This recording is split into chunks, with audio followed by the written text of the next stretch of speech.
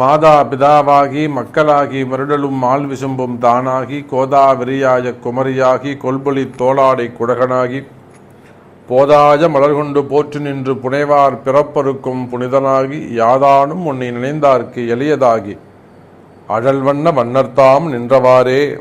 ஆதித்யாய சோமாய மங்களாய புதாய குரு சுக்ர சனீபியஸ்ச ராகவே கேதவே நமோ நமஹா.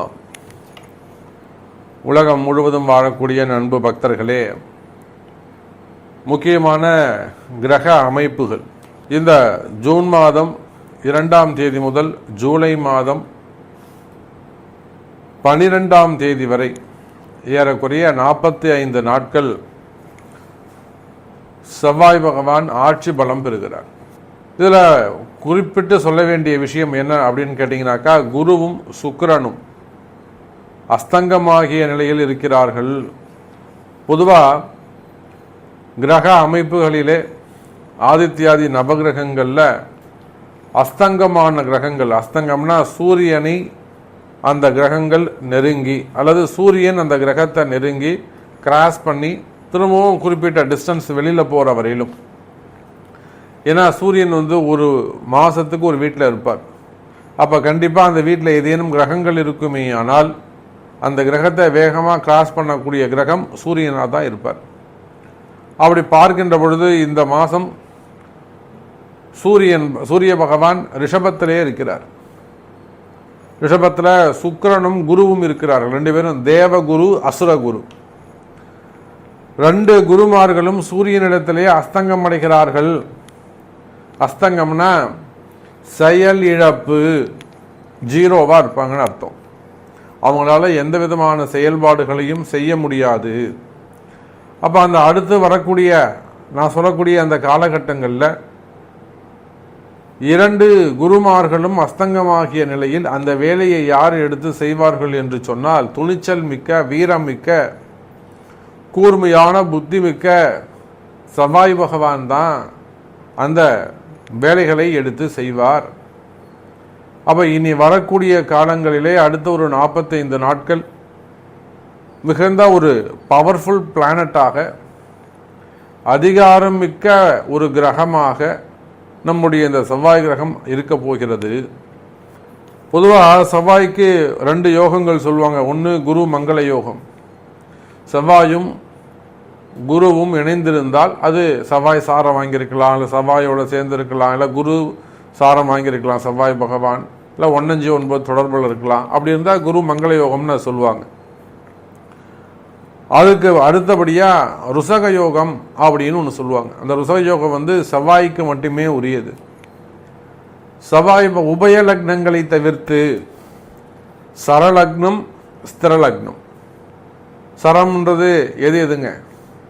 மேஷம், சிம்மம், அதே போல மகரம் மற்றும் ரிஷபம், கடகம், துலாம், மகரம். அப்போ இந்த 8 லக்னத்திற்கும் ருசக யோகம் உண்டு. செவ்வாய் அங்கே இருப்பாரேயானால், வலுப்பெற்று இருப்பாரேயானால், பலம் பெற்று இருப்பாரேயானால் கிரகமே தேவையில்லை. அப்போ இந்த செவ்வாய் அடுத்த 45 நாட்களில் எந்தெந்த காரகத்துவத்தில் யார் யாருக்கெல்லாம் நன்மை தரப்போகிறார் அப்படிங்கிறத நம்ம பார்க்கணும். பொதுவாக பல நேரங்களில் நம்மளுடைய ராசி அன்பர்கள் என்ன செய்கிறாங்கனாக்கா, மிகுந்த முன்கோபம், ரொம்ப அமைதியாக இருந்துக்கிட்டே இருப்பாங்க, ரொம்ப டேலண்டாக இருந்துகிட்டே இருப்பாங்க, ரொம்ப சாஃப்டாக ஹேண்டில் பண்ணுவாங்க. திடீர்னு கோபப்பட்டு ஏதாவது ஒரு வார்த்தையை விட்டுட்டு அவங்க சொன்ன அந்த வார்த்தை பல பேரை சுட்டுடும். அப்போ அந்த மனசில் பல எதிரிகளை அவர்கள் சம்பாதித்து விடுவார்கள். நல்ல நண்பர்களை எல்லாம் இழந்து விடுவார்கள், அல்லது நல்ல வாய்ப்புகளை எல்லாம் மிஸ் பண்ணிடுவாங்க, நல்ல சான்ஸ் எல்லாம் மிஸ் பண்ணிடுவாங்க. அப்போ மெயினாக அந்த முன்கோபம், அந்த முன்கோபத்துக்கு யார் காரகத்துவம்னா இந்த செவ்வாய் தான். அதே போல் உங்கள் கோபத்தினால் ஏதேனும் இழந்திருக்கிறீர்களா, உங்கள் கோபத்தால் ஏதேனும் நீங்கள் மிஸ் பண்ணியிருக்கீங்களா, அதெல்லாம் கொஞ்சம் சரியாகக்கூடிய நேரம். அதே போல் துணிச்சல், அதுக்கும் இந்த செவ்வாய் பகவான் தான் காரணமாக அமைகிறார். துணிச்சலை பொறுத்தவரையிலும் செவ்வாய் எதை நீங்கள் துணிஞ்சு செய்ய, நான் துணை இருக்க உனக்கு, அந்த குருவும் சுக்கிரனும் இருந்தால் உங்களுக்கு என்ன சப்போர்ட் பண்ணுவாங்களோ அது இந்த செவ்வாய் பகவான் உங்களுக்கு தரப்போகிறார். இப்படி இந்த மாதிரி நிறைய சப்ஜெக்ட் நாம் உள்ளே பார்க்க போகிறோம். ஒவ்வொரு ராசிகளுக்கும் குறிப்பாக உங்கள் ராசிக்கு என்ன நடக்க போகுது அப்படிங்கிறத சொல்ல போகிறோம். உங்களுக்கு எது ப்ளஸ் பாயிண்ட்டாக இருக்க போது, எது மைனஸ் பாயிண்ட்டாக இருக்க போது ரொம்ப ஆர்வத்தோடு இருக்கிறீர்கள் என்பது தெரிகிறது. வாருங்கள் நாம் ஃபுல் டீட்டெயிலாக பார்க்கலாம். சிம்ம ராசி அன்பர்களே, இந்த செவ்வாயுடைய மாற்றம் ஒரு அதி அற்புதமான நல்ல யோகங்களை உங்களுக்கு வாரி வழங்குகிறது. குறிப்பாக சிம்மராசியைத்தான் நம்ம சொல்லணும். எல்லாரும் சிம்மராசின்னு சொல்கிறோமே தவிர சிம்மத்துக்கு என்னங்க யோகம், சிம்மராசி என்ன பெரிய அதிகாரமிக்கவர்களாக இருப்பாங்க, ரொம்ப உயர்ந்த நிலையில் இருப்பாங்க, சிம்மராசி அவங்கள ஒன்றுமே பண்ண முடியாது, இப்படி தான் எல்லாரும் நம்ம பேசிக்கிறோம். ஆனால் உண்மையிலேயே சிம்மராசி என்பவர்கள் எந்த அளவுக்கு ஒரு கஷ்டப்படுறாங்க.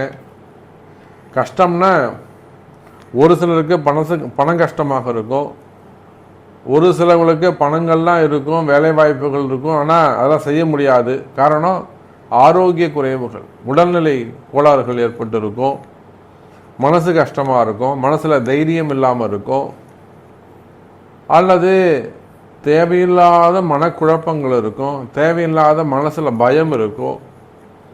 நமக்கு ஏண்டா இப்படிலாம் நடக்குது அப்படிங்கிற மாதிரி ஒரு மன பயம் அவங்களுக்கு இருக்கும். உலக நாடுகள் முழுவதுமே இது உண்டு. ஆனால் இது எல்லாம் எதுவுமே நாம் தெரிஞ்சிக்காம சிம்ம ராசி தான் அவங்களுக்கு என்னப்பா கொடிகட்டி பறக்கிறாங்க அப்படின்னு நம்ம சொல்லிக்கிட்டு இருக்கிறோம். அப்போ சிம்ம ராசி என்பர்களே, இந்த செவ்வாயுடைய மாற்றத்தால் உங்களுக்கு ஒரு நன்மை காத்திருக்கிறது. ஒரு பக்கம் கண்டகச்சனி, யாராவது சனி பகவான் நேரடி பார்வையில் போய் உட்காருவாங்களா? வேறு வழி இல்லை, தப்பிக்க முடியாது. ஆகையினால இந்த சிம்மராசி அன்பர்கள் சனி பகவானுடைய நேரடி பார்வையில் இருக்கிறார்கள். இதெல்லாம் ஏதோ 3-11 உட்காந்து குரு கொஞ்சம் சரி பண்ணணும், 4-10 உட்காந்து. அந்த குருவும் இப்பொழுது அஸ்தங்கம். அப்ப நன்மை செய்வதற்கோ ஒரு சப்போர்ட் பண்றதுக்கோ சிம்ம ராசிக்கு ஆள் இல்லை என்பதுதான் நிதர்சனமான உண்மை. எனக்கு தெரிஞ்ச ஒரு 40% சிம்மராசி அன்பர்கள் வேண்டுமானால் சிறப்பாக இருக்கலாம். ஒரு 40% நான் சூப்பராக இருக்கேன், எனக்கு அதெல்லாம் எந்த கஷ்டமும் கிடையாது, என் பிஸ்னஸ் சிறப்பாக இருக்குது, என்னுடைய வருமானம் சிறப்பாக இருக்குது, எனக்கு ஆரோக்கியம் சிறப்பாக இருக்குது, எனக்கு எந்த கவலையும் இல்லை அப்படின்னு சொல்லக்கூடிய சிம்மராசி என்பவர்கள் ஒரு 40%. மேஜரா சாமி நீங்க சொல்றது கரெக்டு, எனக்கு அந்த ட்ரபிள் இருக்கு, ஆமாம் நாங்கள் ஒரு அரசியல் குடும்பம், திடீர்னு இந்த மாதிரி எங்கள் வீட்டுக்காருக்கு என்ன ஆயிடுதுங்க, ஒரு ஹார்ட் ப்ராப்ளம் வந்துருச்சு, ஒரு ஆப்ரேஷன் பண்ணோம், அதான் வேறு எதுன்னு ஒரு சட்ட சிக்கல்கள் வந்துடுச்சு, ஒரு பணம் போய் கொஞ்சம் லாக் ஆகிடுச்சு, பணம் போய் ஒரு மாட்டிக்கிடுச்சு, வெளியே எடுக்க முடியல, இல்லை பணம் இங்கே இருக்குது, அது எப்படி கொஞ்சம் எடுத்து செலவு பண்ணுறதுன்னு தெரியல, வேறு மாதிரியான சட்ட சிக்கல்கள். அப்போ நாங்கள் ஒரு அரசியல் குடும்பம், அல்லது நாங்கள் ஒரு பிஸ்னஸ் பண்ணக்கூடிய குடும்பம், அல்லது நாங்கள் ஒரு விவசாய குடும்பம்.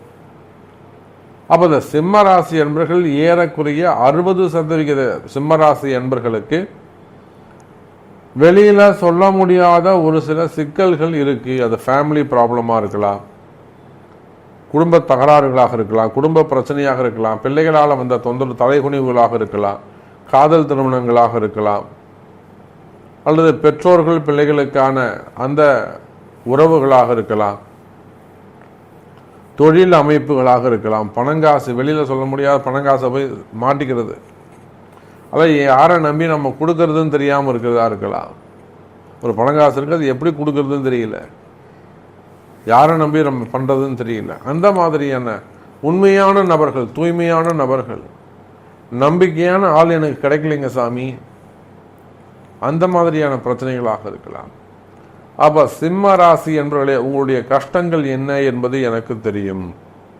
நீங்கள் என்ன மாதிரியான பண கஷ்டத்தில் இருக்கீங்க, ஃபண்டு டிமாண்டில் இருக்கீங்க, உங்களுக்கு என்ன பண தேவைகள் இருக்குது, எவ்வளோ வந்தால் உங்களுக்கு சரியாக போகும், உங்களுக்கான வருமான வாய்ப்புகள் எப்படி இருக்குது, உங்களுக்கான தொழில் வாய்ப்புகள் எப்படி இருக்குது.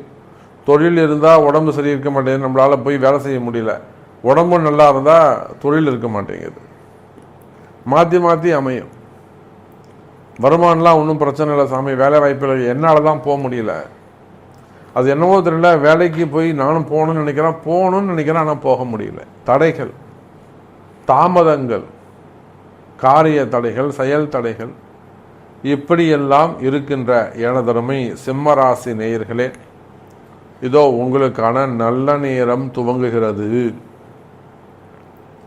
எத்தனை நாள் தான் நீங்களும் கஷ்டப்பட்டு இருப்பீங்க, ஏதாவது உங்களுக்கும் ஒரு நல்லது நடக்கணும்ல. அப்போ உங்களுக்கான நன்மைக்கான காலமாக இதோ இந்த செவ்வாயுடைய அனுகிரகம் உங்களுக்கு நன்மையை ஏற்படுத்துகிறது. இந்த செவ்வாயுடைய மாற்றம், இடமாற்றம் அற்புதமான முறையில் உங்களுக்கு ஒரு யோகத்தை ஏற்படுத்துகிறது. ருசக யோகம் என்ற நாமம் கொண்டு. காரணம் என்ன? 4-10 குருவும் சுக்கிரனும் 4-10 அமைந்திருக்கிறார்கள். ஆனால் அஸ்தங்கம். அதே சமயம் உங்களுடைய ராசிநாதன் லாபஸ்தானத்தில் நெருங்கிய நண்பராகிய புதனுடைய வீட்டில் அற்புதமான யோகம். ராசிநாதன் முழுவதுமே லாபஸ்தானத்தில் இருக்கிறார். அதோடு மட்டுமல்லாது இங்கே பாருங்க, திரிகோண தொடர்பு, செவ்வாய்க்கும் உங்களுக்கும் திரிகோண தொடர்பு 1-5-9.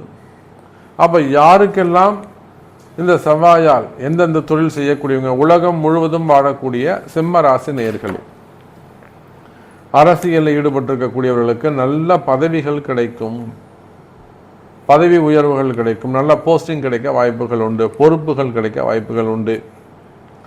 அதே போல அரசியல் தலைவர்கள் ஏதேனும் தொழில் செய்வார்களே ஆனால் தொழில் சிறப்பானதாக இருக்கும்.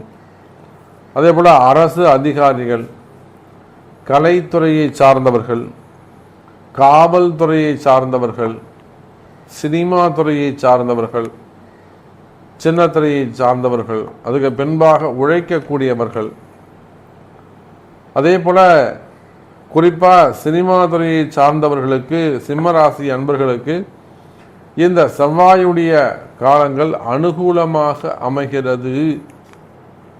ஏதேனும் உங்களுக்கு நீங்கள் சாதிக்கணும்னு நினச்சிங்கன்னா இந்த நாட்களை எடுத்து பயன்படுத்துங்க. ஒரு பட பூஜை போடுங்க, இல்லை ஒரு முயற்சி எடுங்க, நிச்சயமாக உங்களுக்கு வெற்றி உண்டு. எனதருமை சிம்மராசி நேயர்கள், அப்போ எந்தெந்த துறையில் ஒர்க் பண்ணக்கூடியவர்கள், காவல்துறை அதிகாரிகள், இராணுவத்தை சேர்ந்தவங்க, அதே போல் பூமி சார்ந்த தொழில் செய்யக்கூடியவர், ரியல் எஸ்டேட் பண்ணக்கூடியவங்க, பில்டர்ஸ் அந்த தொழில் செய்யக்கூடியவங்க, கட்டுமான துறையில் இருக்கக்கூடியவங்க, டெண்டர் பிஸ்னஸ் எடுத்து பண்ணக்கூடியவங்க, road contract, building contract, drainage contracts, contract business எடுத்து பண்ணக்கூடியவங்க, அரசாங்கம் சார்ந்த தொழில் செய்யக்கூடியவர்கள், அரசு அதிகாரிகள், அரசியல் தலைவர்கள், கவர்மெண்ட் ஜாப் ஒர்க் பண்ணக்கூடியவங்க, இவங்க எல்லாருக்குமே இந்த செவ்வாயுடைய மாற்றம் நல்ல முன்னேற்றத்தை தருகிறது. ஏறக்குறைய 80% சிம்ம ராசிக்கு ஒரு அற்புதமான அதியோகம் ஏற்படுகிறது. மருத்துவர்களாக இருக்கலாம், டாக்டராக இருக்கலாம், ஹாஸ்பிட்டல்ஸ் வச்சு நடத்தக்கூடியவங்களாக இருக்கலாம், பெரிய கல்வி நிறுவனங்களாக இருக்கலாம், அல்லது யூனிவர்சிட்டிஸ் வச்சு நடத்தக்கூடியவங்களாக இருக்கலாம், அதிலே மருத்துவ கல்லூரிகள், மருத்துவ பயிற்சி கல்லூரிகள், அல்லது பெரிய ஆஸ்பத்திரியாக இருக்கலாம், குரூப் ஆஃப் கம்பெனியாக இருக்கலாம். அப்போ இதெல்லாம் ஏதேனும் சட்ட சிக்கல்கள் இருக்குமே ஆனால், மனக்கசப்புகள் இருக்குமே ஆனால், நிச்சயமாக சிம்ம ராசி என்பவர்களே அதற்குரிய பரிகாரங்கள், பிராயச்சித்தங்கள் செய்வீர்களே ஆனால் உங்களுக்கான ஒரு நல்ல நேரம், ஒரு நல்ல யோகமான காலமாக இந்த 45 நாட்கள் அமைகிறது. செவ்வாயினா துணிச்சல்னு சொன்னேன், செவ்வாயினா கோபம்னு சொன்னேன், முன்கோபம்னு சொன்னேன், அதிகாரம்னு சொன்னேன், வீண் வீரம், சம்பந்தமே இல்லாத இடத்துல போய் உங்கள் வீரத்தை காமிச்சிட்டு வருவீங்க. அவன் உங்கள் வீரத்தை பார்த்துட்டு அவன் அடங்கியிருப்பான்னு பார்த்தா அவன் திமிர் பண்ண ஆரம்பிச்சிருவான். அப்போ உண்மையான வேலையாட்கள் அமைவது கடினம். அப்படி இல்லைன்னா சம்பந்தமே இல்லாத ஒருத்தர் உங்களுக்கு வேலையாட்களாக அமைவாங்க. அவன் உங்களுக்கு நம்பிக்கையான ஆளாக இருக்க முடியாது அவனால். அப்போ இதெல்லாம் உங்கள் கோபத்தை அடக்கி வைப்பது, வீண் பேச்சுக்களை கட்டுப்படுத்துவது, அலட்சியம், ரொம்ப துணிச்சலாக ஒரு தப்பு பண்ணுறது. நான் பார்த்துக்கிறேன் யார் என்ன பண்ணுவாங்க. இதெல்லாம் தேவையில்லாத சட்ட சிக்கல்களை ஏற்படுத்தும், தேவையில்லாத அந்த என்கொயரியை ஏற்படுத்தும். பதவி போட்டிகள், அது துறை ரீதியான நடவடிக்கைகள், வீண்பிழை அவமானங்கள், தலைகுனிவு, சிறை தண்டனைகள் இவையெல்லாம் இருக்குமேயானால் சிம்ம ராசி அன்பர்களே சற்று கவனமாக இருப்பது நல்லது.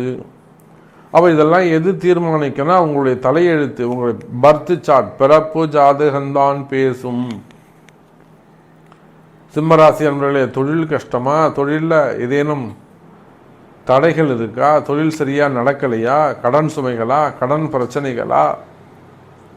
அல்லது வருமான பிரச்சனையா? செய்வினை கோளாறா?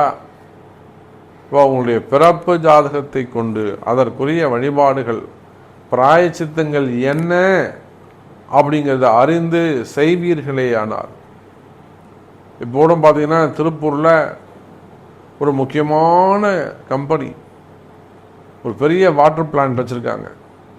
அவங்களுக்கேவும் தனியாக ஒரு பெரிய குடும்பம், ஒரு பக்கம் மில்லு வச்சு நடத்துகிறாங்க, ஒரு பக்கம் வாட்டர் பிளான்ட் வச்சு நடத்துகிறாங்க, ஒரு பக்கம் ஃபைனான்ஸ் பிஸ்னஸ் பண்ணுறாங்க.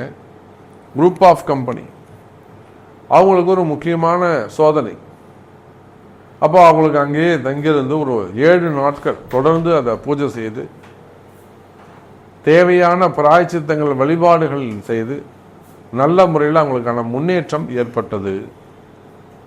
அதை போல சிம்ம ராசி அன்பர்களே, இந்த செவ்வாயுடைய மாற்றம் உங்களுக்கு 80% நன்மையை செய்கிறது.